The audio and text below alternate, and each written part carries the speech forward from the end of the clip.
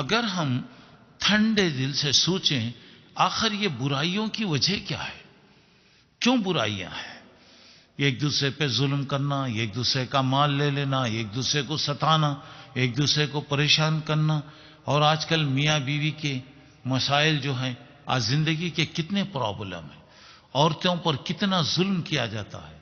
کتنا انہیں ستایا جاتا ہے، کتنے ان کے حق کو پامال کیا جاتا ہے۔ کبھی بھی یاد رکھیے اللہ نے دو قسم کے حق پیدا کیا، ایک اللہ کا حق ہے، اللہ کا حق ہے، اور ایک بندوں کا حق ہے۔ اللہ کے حق میں اگر انسان کچھ کم کر دے، اللہ غفور الرحیم ہے، اللہ معاف کرنے والا ہے، چاہے تو وہ معاف کر سکتا ہے، چاہے تو وہ پکڑ بھی سکتا ہے۔ لیکن انسانوں کے حق میں اگر ہم کم کر دیں، انسانوں کا حق اگر ہم ادا نہ کریں، میرے بھائیوں اچھی طرح سن لیجئے، اس وقت تک اللہ معاف نہیں کرتا جب تک کہ وہ بندہ معاف نہ کرے۔ مثلا کسی کا قرض ہے، کسی کے پاس آپ نے لیا، زندگی میں ضرورت پڑتی ہے، آپ نے لیا، اس کا قرض آپ نے ادا نہیں کیا، جب تک اس کی طرف سے معافی نہ ہو یا اس کا قرض ادا نہ کیا گیا، کچھ بھی نہیں ہو سکتا۔ دیکھیے نبی کریم صلی اللہ علیہ وسلم کے زمانے میں مسجد نبوی میں بہت سے جنازے آتے تھے، ہر قسم کے لوگوں کے جنازے آتے، مگر نبی کریم صلی اللہ علیہ وسلم کبھی نہیں پوچھتے تھے یہ جنازہ کس کا ہے، مرد کا ہے، عورت کا ہے، کالے کا ہے، گورے کا ہے، کہاں کا رہنے والا ہے، نہیں، یہ ایک بات ضرور پوچھتے تھے اللہ کے نبی، علیہ دین، کیا اس پر کوئی قرض ہے؟ تو لوگ کہتے ہاں اللہ کے رسول یہ قرض دار تھا، یہ کسی کا باقی تھا۔ تو اس وقت اللہ کے نبی کیا کہتے تھے؟ غور کیجئے، صلو علی صاحبکم، اس کے جنازے کی نماز تم پڑھا لو، میں نے پڑھا دو۔ سوال یہ ہے اب پیغمبر موجود ہیں،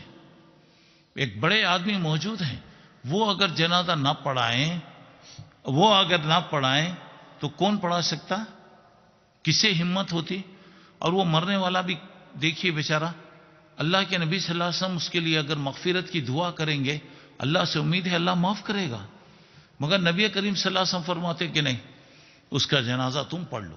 تو کوئی اللہ کا بندہ جماعت میں سے کہتا ہے کہ اللہ کے رسول اس کا جو بھی قرض ہے میں ادا کروں گا، اپنے اوپر جب ذمہ داری لیتا تو اللہ کے نبی آگے بڑھ کر نماز جنازہ پڑھاتے۔ جب اللہ مسلمانوں کو سہولت دیا، چاروں طرف سے مسلمانوں کے بیت المال میں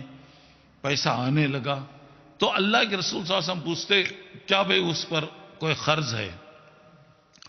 کہا جاتا کہ ہاں، تو اللہ کے نبی کہتے ٹھیک ہے، اس کا جو بھی قرض ہے میں ادا کروں گا۔ یہاں تک کہ اگر کوئی اللہ کے راستے میں شہید ہو گیا، اور شہید ہونے والے کے لیے تو اتنا ہے، بغیر کسی حساب و کتاب کے اللہ اس کو جنت میں داخل کر دیتا، اس کے خون کا یہ خطرہ بھی زمین پر گرنے سے پہلے اللہ اس کو معاف کر دیتا۔ مگر قرض ایک ایسی چیز ہے، اگر وہ بھی اگر قرض دار ہے تو اللہ تعالیٰ معاف نہیں کرتا، اور جو بھی ذمہ داری لیتا تو اللہ کے نبی فرماتے کیا بھی وہ ادا کر دیے؟ نہیں ادا کرے، نہیں کیے تو فوری ادا کر دو، کیونکہ مرنے والا جب تک اس کا قرض ادا نہیں کیا جاتا وہ بیچارہ سکون سے نہیں رہتا۔ تو اب یہاں پہ ذرا غور کر کے دیکھیے انسانوں کا حق کتنا بڑا ہے۔ اگر کوئی آدمی اللہ سے ڈرنے والا اگر ہوگا، اپنی آنکھوں سے کوئی حرام چیز نہیں دیکھے گا،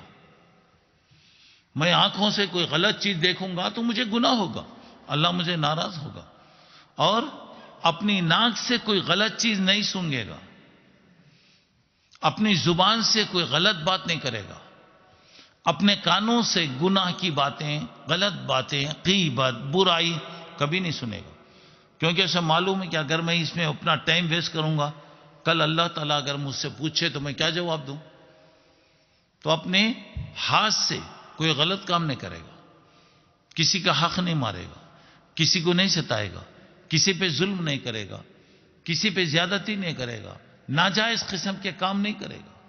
اپنے پیروں سے ایسی جگہ چل کر نہیں جائے گا جہاں جانے سے اللہ ناراض ہوتا ہے۔ دیکھیے اللہ کا ڈر اگر آ گیا، اللہ مجھے دیکھ رہا، जिस अल्लाह ने मुझे जिंदगी दिया वो जिस वक्त चाहा मेरी जिंदगी को छीन सकता, मजबूर बनाकर अपने सामने मुझे ठहरा करेगा।